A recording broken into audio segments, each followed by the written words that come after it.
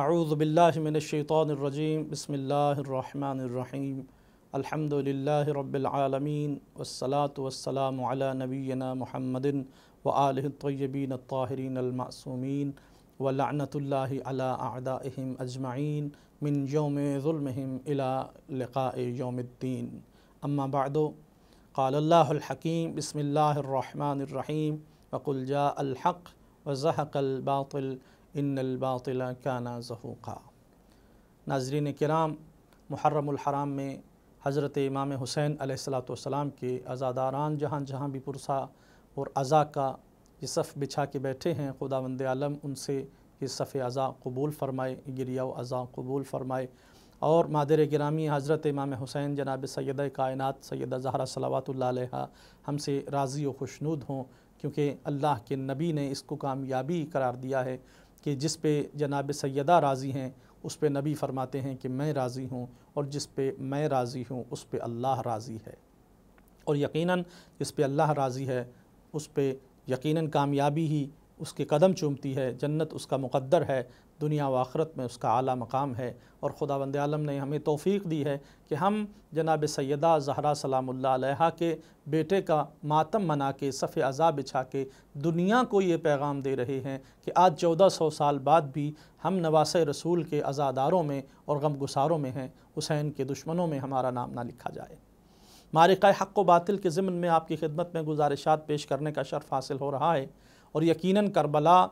Bars ترین مصداق ہے معرکہ حق و باطل کا، اور یہ معرکہ حق و باطل کو اور کربلا کو سمجھنے کے لیے ضروری ہے کہ پہلے ہم حق کی معرفت حاصل کریں کہ حق کیا ہے، کیونکہ امیر مومنین علی ابن ابی طالب علیہ السلام نے اپنے ایک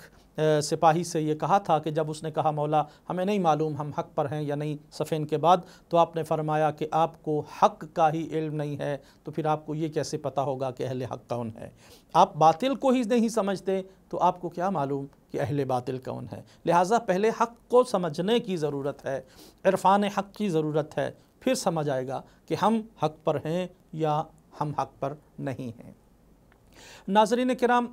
ظاہر ہے گزشتہ اقساط آپ کے پیش نگاہ ہیں کہ معرفت حق کے لیے پہلے علم ضروری ہے، اور علم کے بعد انسان آگے بڑھتا ہے تو وہ معرفت بنتی ہے،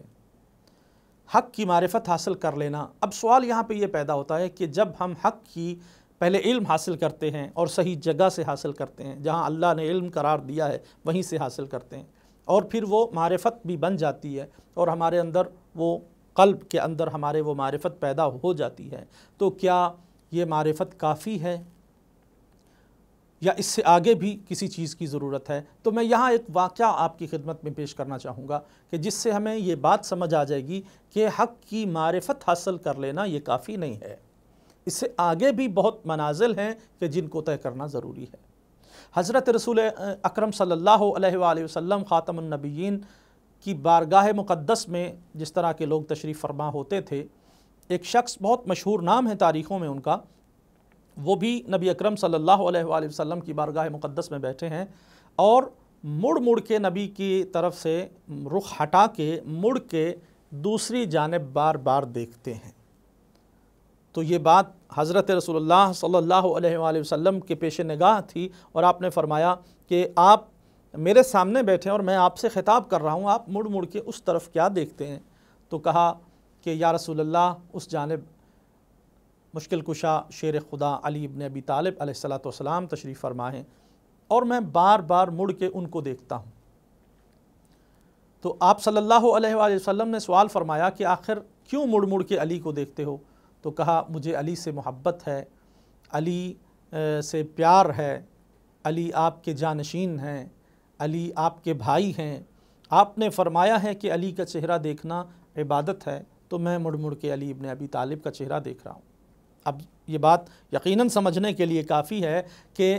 اس شخص کے اندر یہ بات یعنی پہچان موجود ہے، علم بھی موجود ہے اور معرفت بھی موجود ہے کہ یہی علی ابن ابی طالب ہیں کہ جو جانشین پیغمبر بھی ہیں،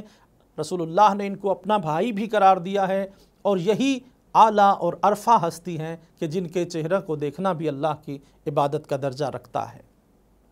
اب اس کے بعد جب رسول اللہ اس دنیا سے تشریف لے جاتے ہیں اور خانہ سیدہ زہرا سلام اللہ علیہا پر ہجوم ہوتا ہے، اور جو واقعات تاریخ میں موجود ہیں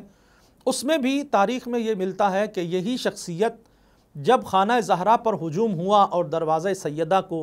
گھر کے دروازہ کو آگ لگی، تو یہ شخصیت گھر میں موجود تھے، مولا متقیان علیہ السلام کے پاس بیٹھے تھے، اور انہوں نے خانہ زہرا کے دفاع کے لیے تلوار بھی اٹھائی اور مقابلے میں بھی نکلے، منتہا کسی شخص نے پیچھے سے ان کے سر پہ پتھر مارا کہ جس کی وجہ سے یہ بے ہوش ہو کے گر گئے، اور یہ سارا واقعہ گزر گیا کہ جس کی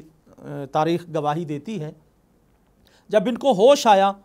تو دیکھا کہ واقعہ سارا گزر چکا ہے، اور یہ پلٹ کے مولا متقیان علی ابن ابی طالب کی خدمت میں آئے اور کہا، یا علی،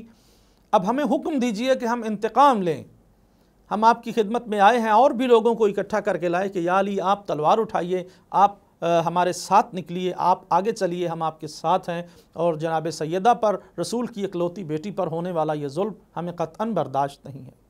اب یہ بات سمجھنے کے لیے کافی ہے کہ یہ کس حد تک حق کو سمجھتے بھی ہیں اور امام برحق کی معرفت بھی رکھتے ہیں، اور یہ واقعہ یقیناً اب کا ہے کہ جب رسول اللہ غدیر کے میدان میں من کنت مولا ہو فہذا علی مولا کا اعلان بھی کر چکے ہیں، اور صحابہ کے مجمع میں علی ابن ابی طالب کو اپنے بازوؤں پر اٹھا کر دکھا بھی چکے ہیں۔ اب اس کے بعد جب کہ لوگ علی علیہ السلام سے منہ کو پھیر چکے ہیں، یہ علی کے گھر میں بیٹھے ہیں اور ان سے دفاع بھی کر رہے ہیں، اور اب علی علیہ السلام کے ساتھ تلوار لے کر ساتھ شانہ بشانہ کھڑے ہیں کہ ہم دشمنان زہرا سے جا کے انتقام بھی لیں گے۔ کیا یہ سمجھنے کے لیے کافی نہیں ہے کہ یہ شخص حق کی معرفت رکھتا ہے، علم بھی ہے اور معرفت بھی حاصل ہے کہ یہ دروازہ ہے جہاں پہ حق ہے، اور جہاں نبی اکرم صلی اللہ علیہ وآلہ وسلم ہمیں چھوڑ کر گئے اور فرما کر گئے کہ انی تارکن فیکم الثقلین کتاب اللہ وعطرتی اہل بیتی، کہ یہی وہ گھرانہ عصمت و طہارت ہے جہاں پہ نبی اکرم اپنی حیات طیبہ کے آخری ایام میں آیت تطہیر کی تلاوت کرتے رہتے تھے۔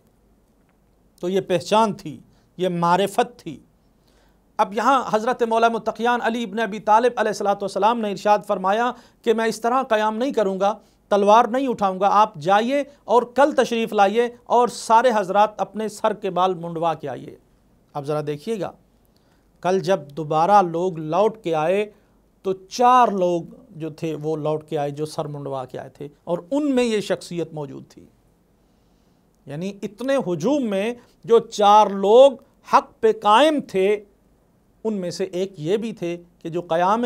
انتقام خون جناب سیدہ زہرا کے لیے اٹھ رہے تھے، اور ان میں سے ایک یہ بھی تھے۔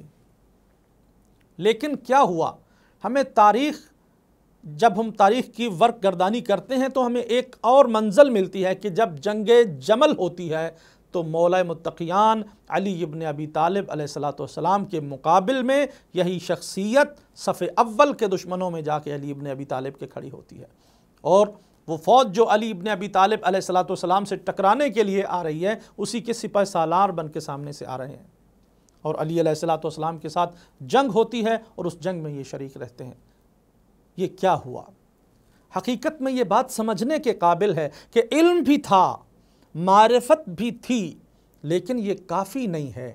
حقیقت یہ ہے کہ علم حاصل ہونے کے بعد، حق کی معرفت ہونے کے بعد، حق کو اپنا لینا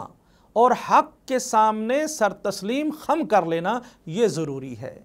کہ حق کی معرفت حاصل ہو، اور حق کے بعد ہم اس پہ جو ہے وہ عمل پیرا ہو جائیں، اس کے سامنے سر تسلیم خم کریں۔ ادھر یہ اتنی لمبی حیات حق کی معرفت کے ساتھ گزارنے کے باوجود بھی حق پہ قائم نہ رہ سکے، اور ادھر حضرت حر ہیں، ایک رات میں ہدایت ملی، حق کو پہچانا اور حق کے دفاع میں اپنی جان کا نذرانہ پیش کر دیا۔ تو یہاں سے ہمیں یہ سبق ملتا ہے کہ حق کی معرفت حاصل کر لینا بھی کافی نہیں ہے، حق کی معرفت کے ساتھ ساتھ حق کو اپنا لینا یہ بھی ضروری ہے، حق کے سامنے سر تسلیم خم کر دینا یہ بھی ضروری ہے، اور تا آخری سانس اپنے آپ کو حق کے ساتھ رکھنا اور ہر حق پہ کاربند رکھنا یہ ضروری ہے۔ خدا سے دعا ہے خلاق کائنات ہمیں حق کو پہچاننے، حق کا عرفان حاصل کرنے اور حق پہ عمل کرنے کی توفیق عطا فرمائے۔ وصلی اللہ علی محمد وآلہ الطیبین الطاہرین المعصومین۔